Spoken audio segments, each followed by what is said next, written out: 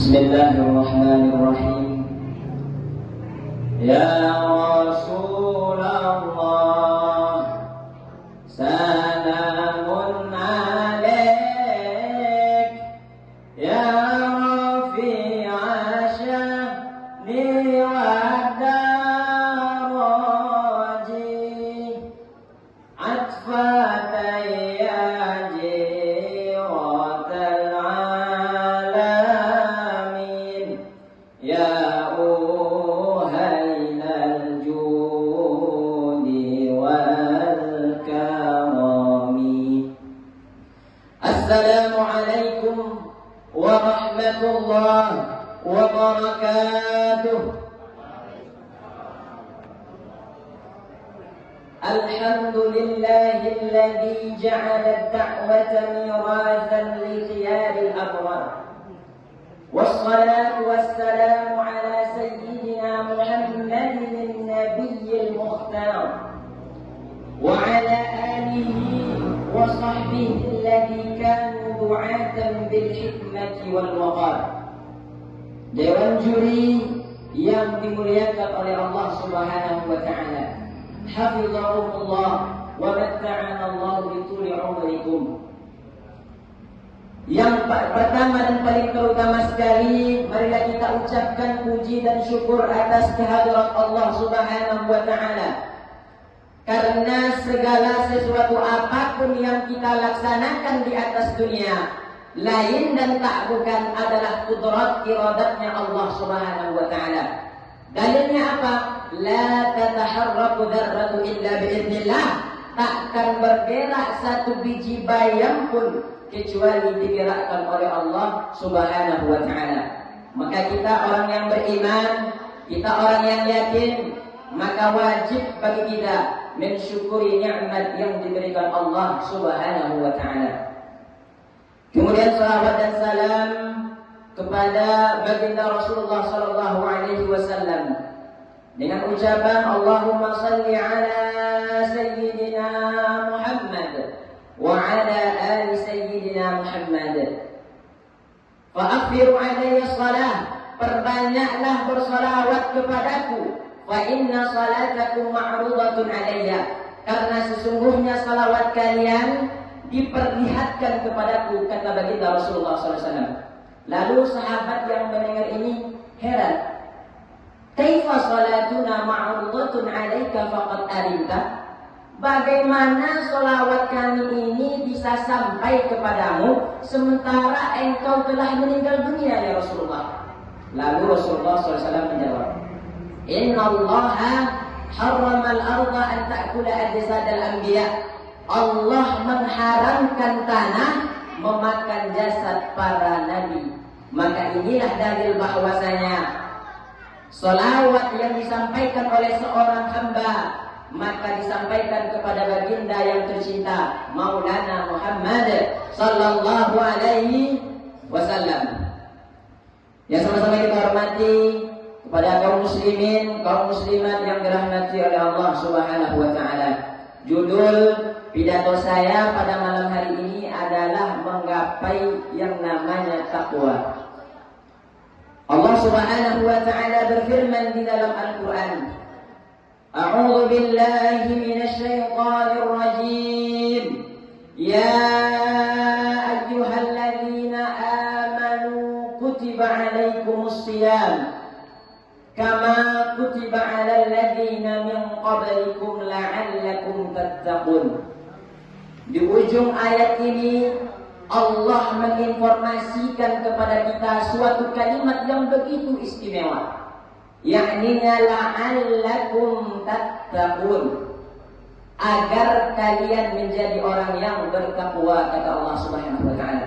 Yang paling mulia bukanlah ustaz, yang paling mulia bukanlah kiai, yang paling mulia bukanlah ulama, akan tetapi siapa yang paling mulia di antara kita? Mungkin yang berceramah belum tentu mulia, yang mendengarkan pun mungkin lebih mulia daripada yang menyampaikan.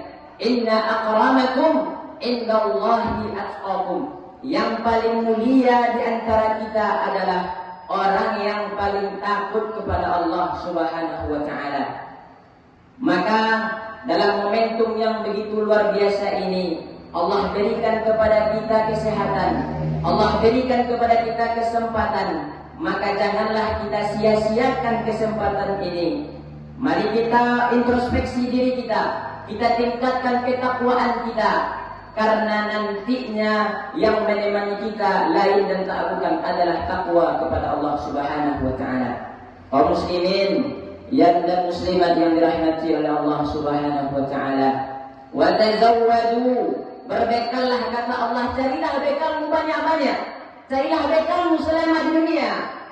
Fa inna khairaz zadit taqwa, yang paling baik bekal adalah takwa kepada Allah Subhanahu wa taala.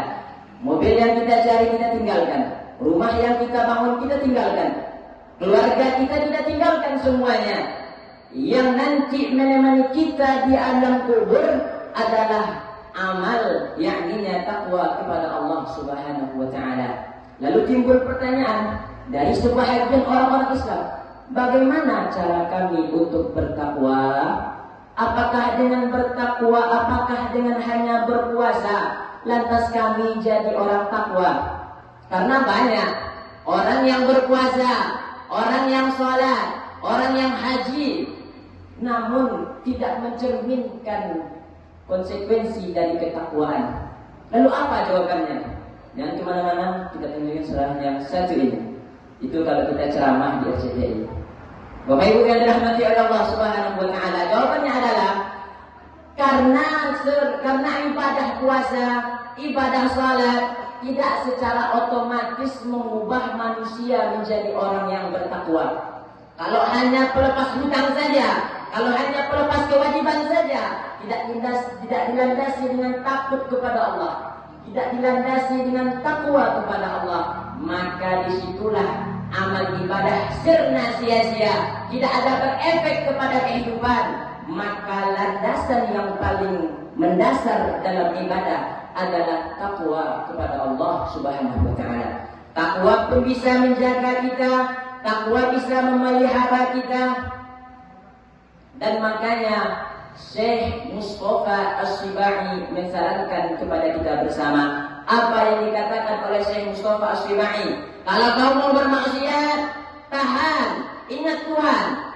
Kalau kau tak tertahan lagi ingin berbuat maksiat, maka ingatlah ketika kita berbuat maksiat, kita ditengok oleh umat sedunia, kita dipandang oleh orang, maka insya Allah kalau kita tanamkan itu, kita ingat kepada Allah, kita yakin kepada azab Allah, yakin kepada pahala yang diberikan Allah, yakin dengan surga dan neraka, maka insya Allah kehidupan kita akan sejahtera, damai, selamat, sentosa. Bapak Ibu yang dirahmati oleh Allah Subhanahu wa taala, mungkin sini dulu yang dapat pidato yang saya sampaikan. Kalau ada kurang dan janggalnya mohon dimaafkan. Kepada Allah saya minta ampun, kepada kaum muslimin, kaum muslimat yang dirahmati oleh Allah Subhanahu wa taala saya minta maaf. Wabillahi taufiq wal hidayah. Assalamu alaikum warahmatullahi wabarakatuh.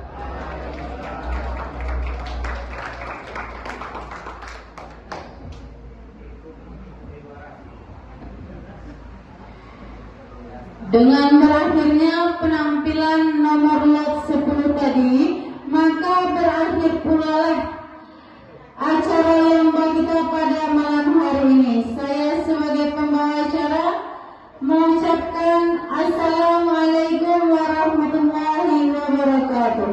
Waalaikumsalam warahmatullahi.